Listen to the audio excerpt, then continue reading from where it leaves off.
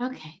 Hi again. I am Dr. Rickliffs. I'm going to go over a little bit of, there's 33 slides for chapter 6. Um, I won't go all over them bit by bit. I want to be able to make these videos bite-sized and kind of give you the highlights, and then you can read your stuff and ask me questions if you want to set up a time to meet. This one is about policy practice, changing our community, nation, and the world. Um, we have some opening quotes here, and the learning objectives are summarized here. There's more information you could read and information about that. But overall, this is 2016, and we're looking here, we're at 2025, and I'll kind of supplement some other information.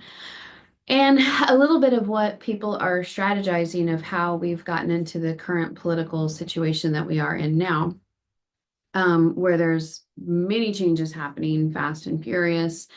I understand that people will have different beliefs politically, different people have voted different ways, things like that. But you should be aware that in the social work practice and profession, there is very much a belief system of these are policies that are not in our profession has taken stands on some of these policies that we do feel like have been passed since January 20th and that they are not in line with the social work profession. So that is important to understand if you're entering the social work profession, is that we do have political stances that social work takes. As you've been reading in this class and this semester in the chapter, hopefully, and the PowerPoints, to understand that social work has a code of ethics that does require political activism, advocacy, and it's an expectation. Again, if you have questions about that or what that looks like, I'd be happy to meet with you, set up a time to talk on Zoom or in person during office hours, and we can talk about that. But 86% felt the government is run by a few big interests looking out for themselves. And the reality is that government has been greatly influenced by lobbyists and people who have money. And so generally the feeling of allowing people to take over, allowing people to manage things from us, we feel like has come from a long line of apathy by the public, that we've just gotten tired about politics. And so a lot of people, I don't have enough time, I can't make a difference. These are all the things.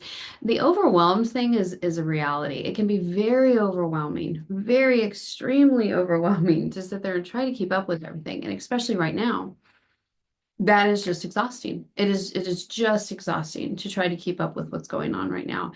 And there's a daily change. And so if you felt unconfident to manage politics before, the reality is you're going to have a really hard time keeping up with it right now. And most people just don't want to do anything. Social workers believe politics is a dirty business and don't want anything to do with it. So, um,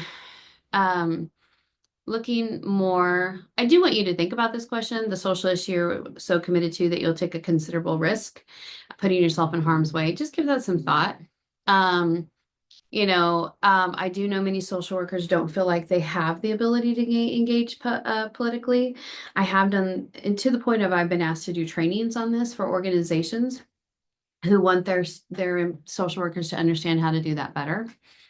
These are the top 10 reasons to be engaged politically. Take a look at those. Let me know if you have questions. Big one is find a social issue that you're passionate about. Again, you could also attend an advocacy day. Ours is going to be March 12th here at Washburn. Like I said, you can have extra credit for that. But again, attending, signing in, listening on how to get more connected, learning how to get more connected politically. Volunteering, there is a Kansas NASW chapter. I'm not promoting that you have to join it or anything. I am the president of that chapter. And so if you have questions, feel free to reach out. And sorry, I have a hair that keeps getting in my eye. But you can volunteer at these different places, and places like this help you, tell you what you should do. They help guide you. They help give you information. Um, and these are the ABC advocacy, the ability to give, the belief to give. See, there's just a little summary here. You can also work to influence legislation, whether you send letters, testimony, and I'll show you a little bit over here about how you can navigate that. This is going to give you some highlights about framing your argument. This is also good things to use for your written testimony assignment, so you can do that. Again, getting your message out to the media, whether it's free media, whether you're trying to reach a social media platform, but you should make sure to figure out to take the fake news quiz and understand how you can be fooled. And it's even harder now. Everything feels like fake news, right? Is this really real? Is this really happening? Here is a good summary of writing an effective letter to the editor or sending something to the TV, those types of things. And then coalition building, a little bit more explanation about that. There is a video that I will show you that you can watch that talks about testifying and how to do that. And it's me. So just put yourself out there so you can critique mine. It's not going to be perfect either. But these are all the good summaries right here to watch to learn about how to do your oral presentation for this class. And so you can also do educational outreach. If you're an expert in something, you can offer to do forums with other groups of people and educate people. There is some more information about advocating, doing mobilizing, organizing, grassroots campaign, social movements, political dissent. Just all of these are summarized in the chapter. And I real quick wanted to, I'm going to stop share here and share at another screen. Over here, this is what is in your chapter this week on D2L. This is the PowerPoint I just went over. And this is where you can find all the fake news quizzes.